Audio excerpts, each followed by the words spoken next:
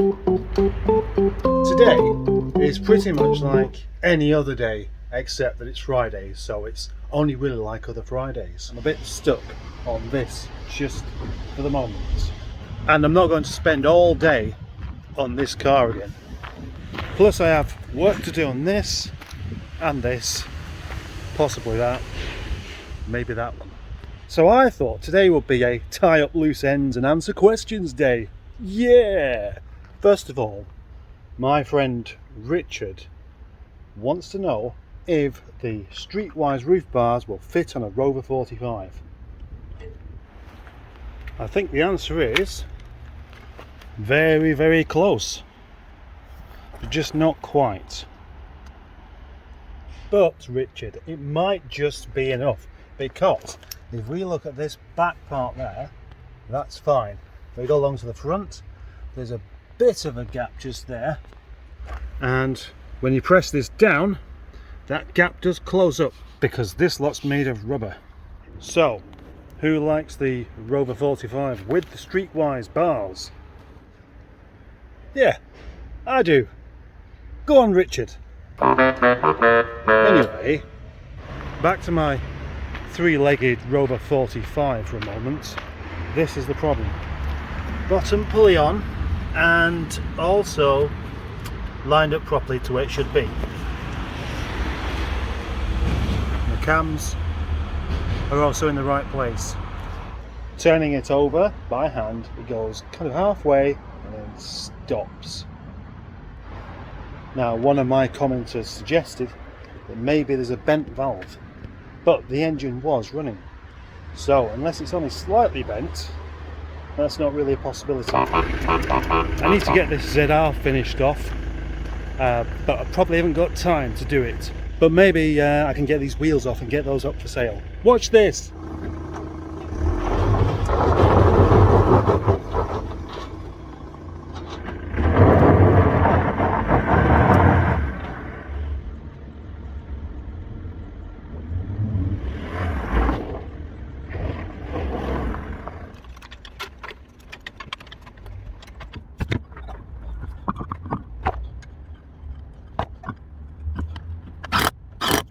I feel like a curry now. When I say I feel like one, what I actually mean is I want to eat one. Yep.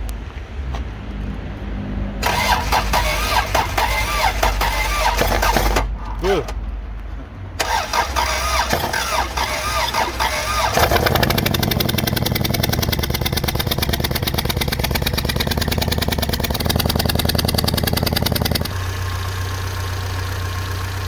Yeah, sounds a lot better than I was expecting. That's moving correctly.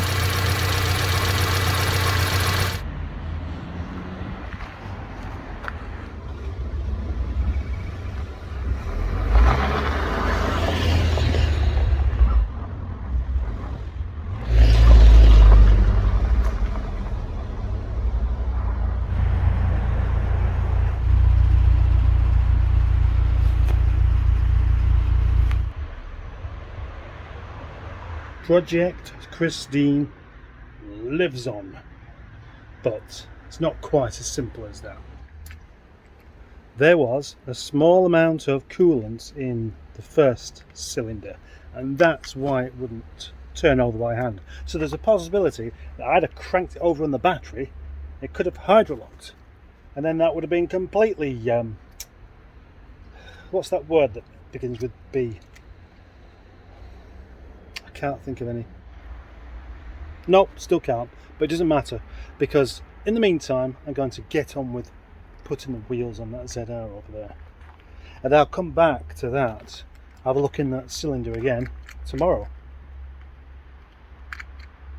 What is that word that begins with B? This yard is quite slopey, and I'm going to take the back wheels off this, so will it stay in place or will it want to roll?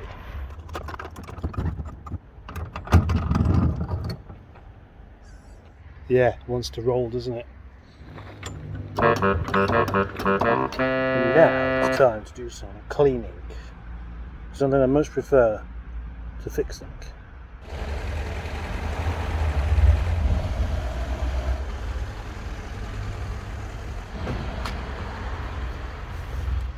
That's the inside done.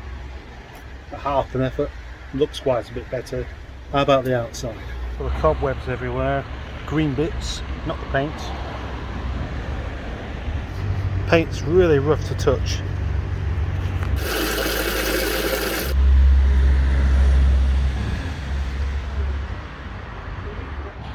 Being stood for years means all the green stuff comes attached in all these crevices everywhere.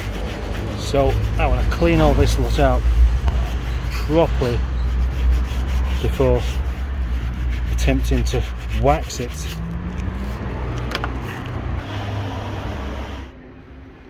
It's not chewing gum, it's clay bar. The amount of dirt stuck on this paint is astonishing. I'm just going to clean the top of this wing here. That's amazing.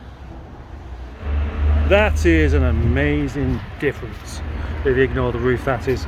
But the rest of it, possibly not really the bonnet because it's been resprayed and the headlamps haven't done anything with. But what a lovely shine this paint's got. Very, very good quality paint. That's amazing. You may well be wondering why I'm going to such an effort on the paintwork of a car when I still need quite a big engine job doing on it, and when it's got no MOT and I don't know what it's going to fail on. Well, the answer is simple. This is Project Nigel, isn't it? I don't do things like other people do. That's probably why you're watching this. There's also another point to this. This particular Rover 45 is being saved. Don't matter what's wrong with it. Well, I mean, within reason. If it's corroded underneath, it can be welded. If the engine needs fixing, it can be fixed. But this is a car that's quite unique.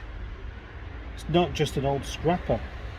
This is a much better quality car than the Rovers that followed. Pre-project drive means, you know, this stuff's good stuff.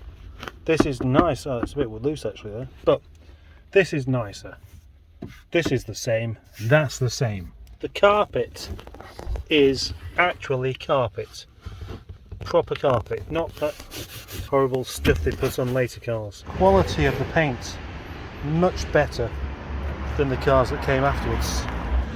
Press release car. This is the car that Rover 45 should have been. Got all serious then. They didn't expect that either. What's he called? The horseradish man, Dan. He was really insistent that this car had to be saved. And he kept on going on and on and on at me. So eventually we took this road trip to Kent, which was quite exhausting, as you can maybe imagine. And now I've had this car at my yard. I've been doing stuff on it, but at times sit inside it and just appreciate it. I can see where he was coming from. It's a shame. That car shows that they could still make good cars, but you can't make good cars if the managers are pocketing